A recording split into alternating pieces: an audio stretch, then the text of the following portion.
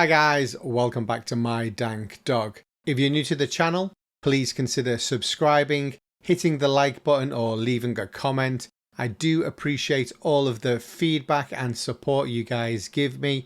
You can also follow me on X and Instagram at MyDankDog, and I try to post there pretty much daily. In this episode, we're going to be doing something slightly different. I was recently at the Grow Up Conference and Expo in Vancouver. It's a slightly different event to some of the other events I've been to recently because it has a sampling section for bud tenders and retail employees. So I thought I'd give it a go, check it out, see if I could do some sampling, talk to some breeders and some farmers and maybe a bud tender or two. Especially now that I had my Selling It Right certification, this allowed me to get into that section for retailers, talk to all of these bud tenders, breeders and growers. So something a little bit different to the usual conferences that I've been to. It was held at Canada Place in the Port of Vancouver. Obviously there's going to be some totem poles around. If you're familiar with Canada or Vancouver, there's totem poles everywhere.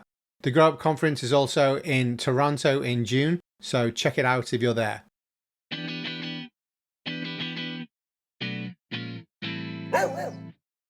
Just as a quick reminder, the VCure is now available to order at Vivosun.com and Amazon stores, and you can save up to 15% off site-wide using my code MyDankDog. I've got several videos to edit from my visit to the Grow Up conference. In this episode, I'm going to be talking to the Kootenay Collective, which is a group of breeders and farmers from the Kootenay area in BC. Now, all of these guys were super friendly and let me chat to them while I was there, and they all gave me a soundbite or two and answered some questions on their farming and their breeding and basically changes since legalization as they've gone commercial. The sampling zone was cordoned off as part of the area inside the Grow Up conference. Basically, there was one half that was dedicated to the normal stuff where you would see nutrients, lighting, and everything to do with cultivation. But the sampling section required you to have this blue band and your Selling It Right certification. It was a great chance to speak to a lot of the kind of retail side, the suppliers, the breeders, the farmers, and almost the marketing side of things too. So it was very interesting. When I discovered the Kootenay Collective and started to talk to these guys, it was quickly apparent that they had massive wealth of experience, education and knowledge that they could throw my way. Talking to these guys was amazing. I think combined they've got hundreds of years of shared wealth and experience that goes back many decades prior to legalization, and where the draft dodgers had come up from California and settled in the mountains and survived by basically growing our favorite lady in a kind of very under the radar manner, as you can imagine. But that kind of whole experience has just become part of the local culture and way of living in the Kootenay area. So it was fantastic to actually talk to these people. They had a lot of pride in what they do. It was very much a craft and an art, very similar to what I pick up from growing at home, but obviously on a larger scale. And they've been doing it for many, many decades between them. And then the added bonus was that this was actually a sampling event. So I did get to take home a few samples from all of the Kootenay Collective. I made sure that I got a top sample from each one of these guys, and I've got to be honest, the range of smells, aromas and tastes is amazing. It goes from deep gassy to fruity and zesty. So it was a really, really good experience just to kind of get in front of these guys, listen to what they had to say about their strains, and you could just feel the passion that they had in the quality and craft that they put into their plants. It was amazing just to kind of smell the wares and look how proud they were as you looked at them and told them how good it smelled. The Watermelon Hurricane was definitely one of my standout favorites, but all of these guys had so much for you to sample and check out and talk about. The whole event was an amazing education for me, but I gotta say that this sample section was definitely the standout for me. My name is Adam Mintz, company's Paradise Valley Botanics, and been in the cannabis industry for 32 years, growing in the Slocan Valley in the West Kootenays, and we're part of the Kootenay Collective. And what we're trying to do is we are trying to showcase the extensive knowledge that we all have, because there's not a lot of places on the planet where you have a large assortment of people that have been growing for 25, 30, 40 years. This is somewhere where we do. We take our craft extremely serious. We just strive to get better at everything. And we love what we do, and we want to share it with everybody.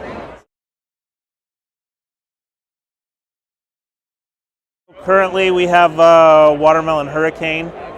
It's a strain. We just got second place in the Karma Cup with that one this year.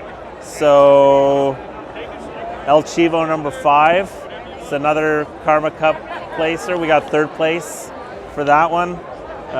Pressure Pie we have on. Laser Fuel and Tamales, which is a beautiful strain also. So these are what we have right now, and then we're bringing out new strains. Probably in about, later this year, we'll have a whole assortment of new strains also. The most unique thing is that it's a very isolated place. It's in the mountains, tucked away. Every year there's a couple weeks where all the avalanches fall and it's completely shut off from everywhere else. What it's done over the years, the draft dodgers came up in the 60s from California, and they settled in that whole area. They started growing cannabis to support themselves. I came out there as a teenager when I was 18. I happened to be the exact same age as all their kids. So we became friends with all their kids. And then their parents started kind of teaching us, because it wasn't cool to the kids, but to us, we were coming there, meeting these people. We were like, this is incredible. So they started sharing their knowledge with us. 32 years later for me, now my son's 21. He's working with me for the last 2 years. So now kind of imparting all that knowledge onto him. So now we're third generation in an industry that is 7 years old. So it's super unique. The other unique thing is the Kootenays has always had this reputation for being some of the best cannabis in Canada. And the thing about us is everybody was always in competition with each other. So you were always trying to get better at your crafts. But we also are all friends. And so we share knowledge so much with each other. So my 30 plus years, and then the next guy's 30 years. Oh, here's Tyson next to me, I mean, there's pictures on the book there of him as a 4-year-old in a patch with his dad. So you start bringing all this knowledge together, and I mean, you're up at hundreds and hundreds of years of knowledge all combined. And it's just the type of people we are in the Kootenays, where everybody just talks amongst each other and shares knowledge and tries to help each other out like that. And so it's a really special place on the planet where, possibly Humboldt County might be the only other place that is like this. And it's really important to preserve it and to kind of show the world what we've been doing here, because it's been undercover for so many years, and now we can bring it forward. So.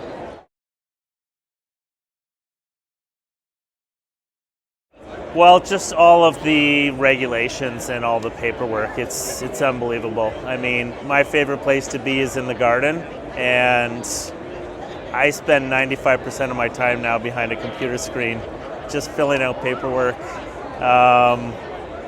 So that's probably the biggest thing, but it's like in everything in life, once you get a few years of it under your belt, it's just going to become second nature, and then it all just starts going like that.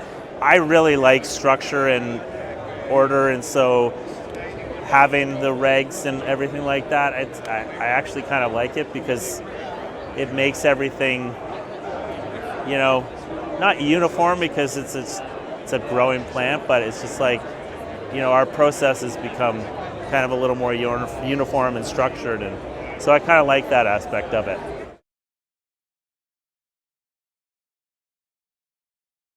No, I don't think so.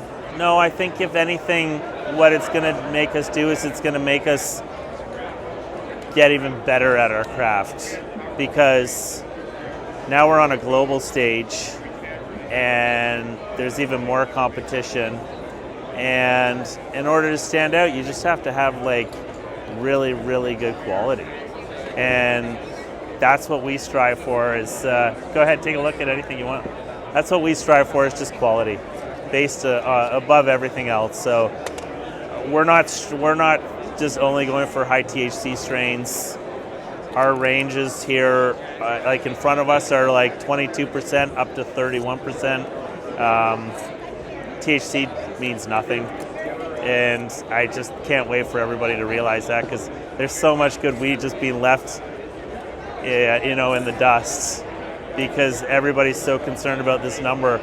Whereas when we go buy a bottle of wine, not a single one of us look at the alcohol percentage of that wine. You know, when I go to buy a bottle of wine, I'm actually looking at the place where it's from, and I'm picking it based on the place. So if I want to drink a Pinot, I'm looking at Burgundy in France, because I know they have this heritage and the terroir works there. And it's like, even though we may be indoor growers, I still 100% believe that like the water we feed our plants comes from glaciers melting down, you know, the air. It's just, we live in this pristine, beautiful place in the mountains of British Columbia, and like it 100% affects what you grow.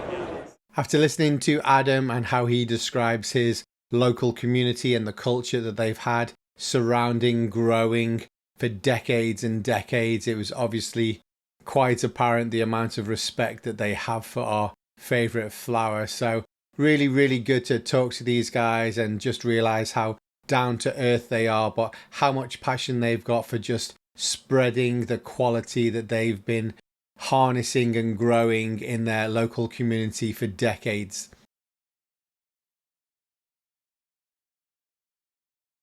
Hello, my name's Mike. I'm with Kootenay Quantum Cannabis, KQ here.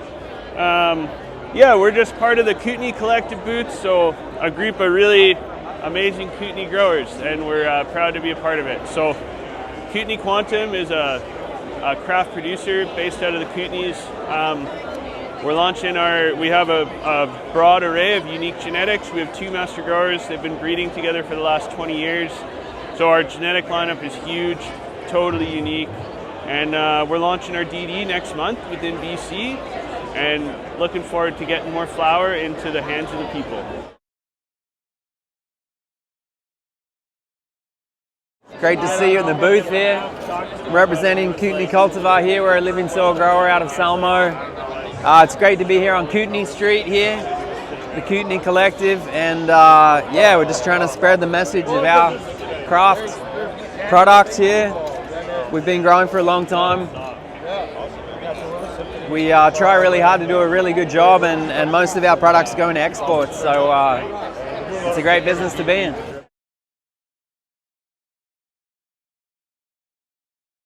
I've been in the Kootenays for 20 years and came to ski and never left. My mum still hasn't forgiven me for that. But yeah, really enjoy my time in the Kootenays. It's a very regional place. Encourage all the weed people to come out and visit. We love to ski, we love to paddle canoes, we love to party, and yeah, we grow pretty good weed. We try hard.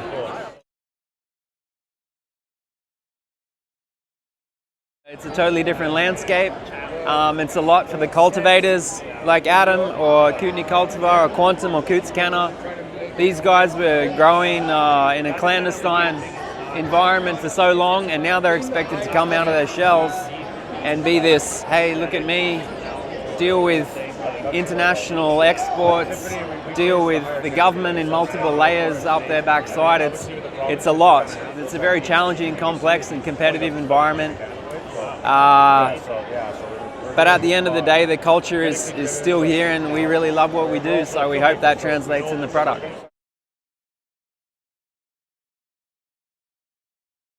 We just stay with our craft principles, which is hard work, attention to detail, and respect for our plants and respect for the people that we work with. And we still try to bring that same ethos to what we do. We are doing things more commercially, but we're still trying to really focus on that craft small batch. We're always challenging ourselves. We grow cultivars for different companies in our living soil systems. So that's fun, that's a challenge for us. Other companies think that's a bit crazy because we're not pushing our brand. We're growing for Coots Canna, or we're growing for Woody Nelson, or we're growing for different people, but it keeps us on our toes to keep improving, because in this industry, if you stop improving, then it's going to go past you so quickly. Ideally in our rooms, we would be growing 3 to 4 different cultivars in those rooms. It's more fun. We get more product to test at the end of the cycle. But the markets we're in, the export markets, they want bigger lots, 40 to 50 kilos. So we're monocropping in each room. But that's also fun. But we try to keep the craft principles and not step out of that. And people either want to work with us or they don't. And so we try to keep that focus on just the little things. Every little part matters from cloning to sanitation to your relationship that you have with the government that is auditing you. Obviously our export partners, we cultivate those relationships. We're really happy with the labs we use, so it's a balance. It's a delicate balance, and it's farming. I mean, it's difficult, it's challenging.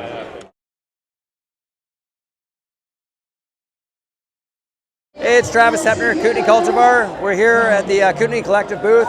We've got all the local Kootenay companies banding together to promote our brands to the public and to the international scene here at Grow Up 2026. It's been an amazing experience. Look forward to seeing everyone next year, and please come back.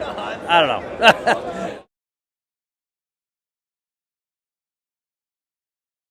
Hey there, man. Hey there, hey there. I am Jeff Aubin. Sherry Aubin. And we run Smoker Farms, man. Some of the best cannabis in the West Kootenays, man. Yes, and we love it. Master Crystal Ultra is our strain, and that's what we do all day long. And you do it well. Apparently I do it well. This would be the Master Crystal Ultra that we grow, the one strain that we're growing. And it's got a cult following. It had it in the black market. I've been growing in dirt. I've been growing in hydroponics. I've tried every way of growing. The way we grow now, using dosatrons and Rockwool blocks, Fancy. we get a superior product, but we grow on the razor's edge a little bit. That gives us a much better product, in my opinion, than other ways of growing, man. Lots of other people have that same opinion. That's us in a nutshell. That is us.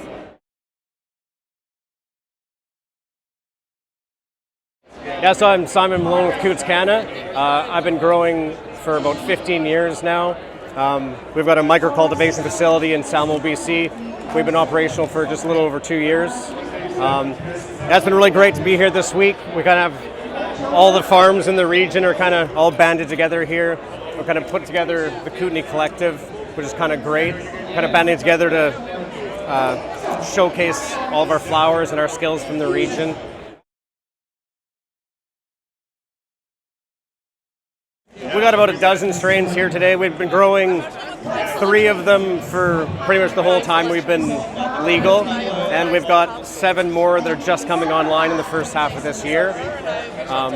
We really kind of push the envelope in genetics ourselves. We do lots of breeding, lots of pheno hunting, and we like to bring new things to market as often as possible.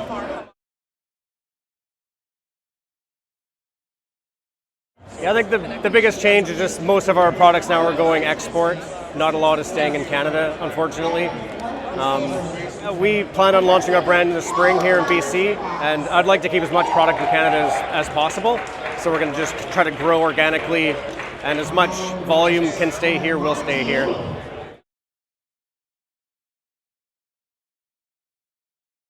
We're a micro cultivation facility, so we're capped at the 200 square meters for the first couple of years of production. Now that it's gone fourfold, we're starting to expand. We're taking our nursery room and we're going to turn it into a fourth flower room. So we're doing a little bit of expansion.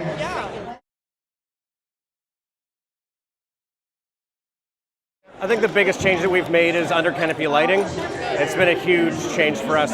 We're about 25% increase in yield. And then with the fourth room online, it'll be quite a bit more.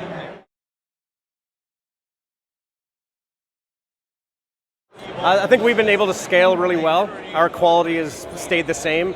Our team is just kind of growing slowly and organically, and everybody's been trained up in a proper manner. And I think our quality is just as good today as it ever was. I think we started with about 12 people, and we have 18 now.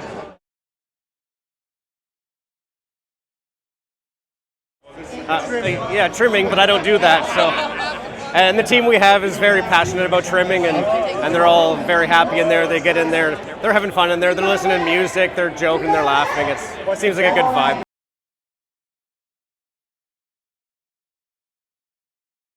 I think Harvest Day is my favorite.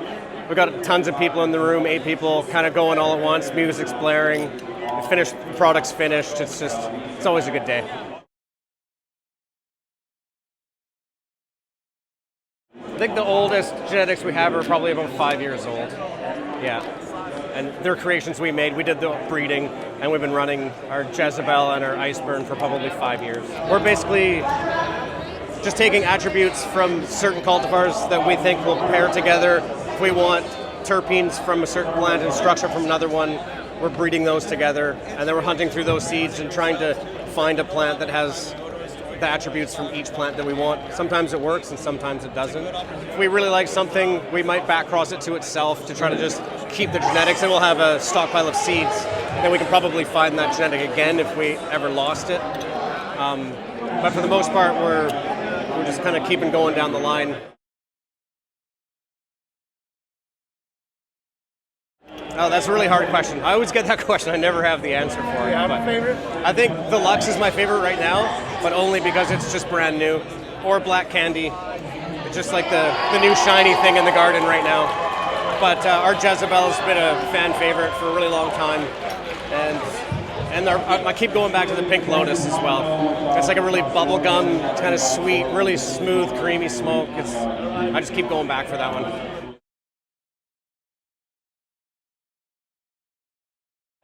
Yeah, I don't know if I really have any nostalgia for any old strains. Growing up, it was mostly just the Island Kushes, God Bud, that kind of thing, but I don't really yearn for those. I think it's more reminiscing about it is more than the reality of how good it was.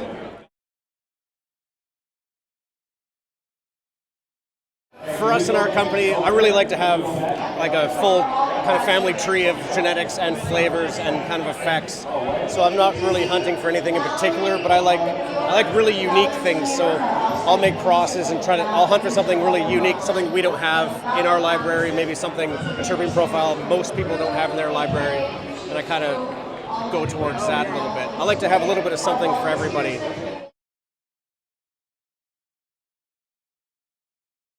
The oranges are kind of new on the scene for me. I'm really into the oranges right now, and we've got a few of those. But I think they're becoming a little more popular because they're so orangey on the palate right to the end of the joint, and people are noticing it and really enjoying it. I really enjoy like candy gas, like really sweet but fuely types ones, and I also really like Skittles terps. We've got a few crosses where we're kind of working with like the really fizzy Skittles sweet with some gas in there. I really enjoy those. I like anything that's just really palate coating right to the end of the joint.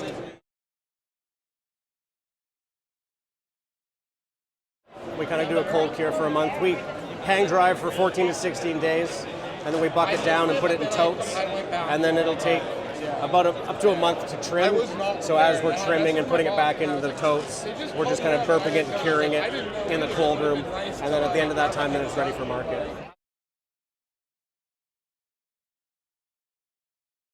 It's kind of a little bit of an art to it, but just the way we, for the most part, do it is we harvest every 3 weeks.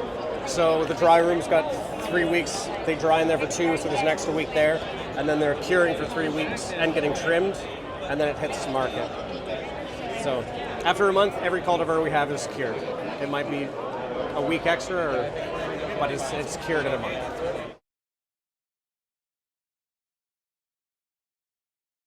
Hi, I'm Matt with Sweetgrass Organic Cannabis. We're a certified organic producer of living soil organic grown cannabis up in the Kootenays in Weimar, BC, a small forest town.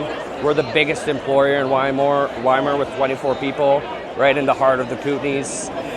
We grow living soil organic. We haven't changed out our soil beds in 6 years. Growing in living soil, we say, is a more pure expression of the plant. We're rewarded with some incredible flavors, high terpene flower. Look at the beautiful trichromes. We've recently started doing hash infused gummies, vegan, 75% organic gummies, as well as a wide range of vapes. But the important thing is to thank the Kootenay Cannabis Collective. Small craft brands like ourselves probably wouldn't be here at all to tell people about our craft product, about the wonderful farms that we operate, the communities that we support, if we were just doing it alone. The Cannabis Collective, the Kootenay Cannabis Collective, through Selkirk College has helped support to bring us all together, so we have a bit of this regional representation.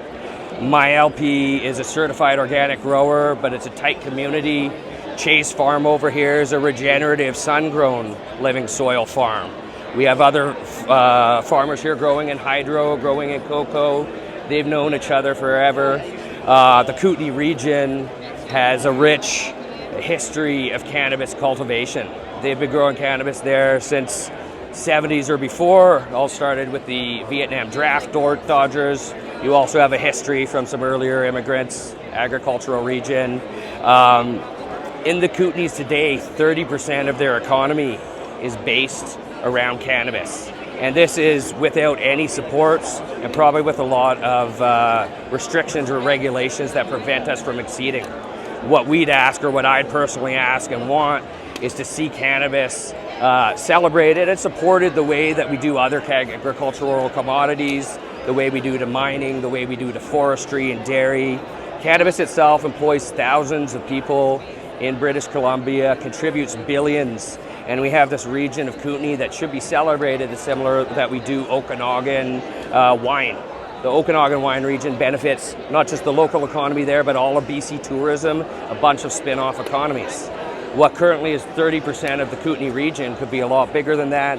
It could open up opportunities for not just health and wellness, but farm tours, consumption spaces, and you're talking about supporting homes, supporting communities, supporting families, aside from the wealth and the health and wellness that the plant could provide in itself.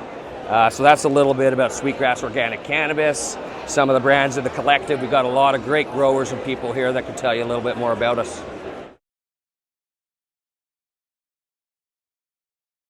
I'm the founder of Rosebud Cannabis, founder of Rosebud Cannabis Farms, second generation grower. I learned from my dad early. I used to help him trim, and in exchange I'd get the trimmings. I'd turn that into hash and honey oil, and I'd get my new snowboard.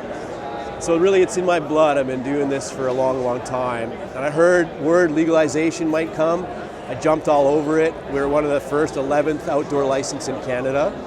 We're a regenerative grower, so we don't use any synthetics. We literally grow the same way nature grows, which is with diversity. And we think that makes a higher quality product too. So our niche is live extracts, live rosin. We do that in a pure rosin vape cart, as well as in a dabbable form. And now we're starting to move into dry flower as well. Beyond that, we actually do the Unicorn Music Festival, which is really a cannabis-centered music festival. 3 days of camping on a private lake, eagles and loons, really beautiful setting in nature, great swimming in the lake. But it's this culture, all these people come together to celebrate each other and celebrate this plant. And part of that is a Rosebud Bowl. So we're actually the first legal cannabis cup in Canada. And this is what a kit looks like, a judge's kit. So you can get a general admission ticket or a VIP ticket, and you actually get this kit in the mail to be one of the official judges. Big shout out to everybody from the Kootenay Collective for taking the time to talk to me during a very busy conference and expo. And thank you very much for the samples. I have been enjoying them as I edited this video. And thanks to you guys if you made it to this part of the video. Stay tuned for the next episode. Keep all the likes, all the comments, all the feedback coming. I do appreciate the support. I do have some more videos coming that I'm editing about the Grow Up Expo and conference from Vancouver, so stay tuned for that. Bye bye.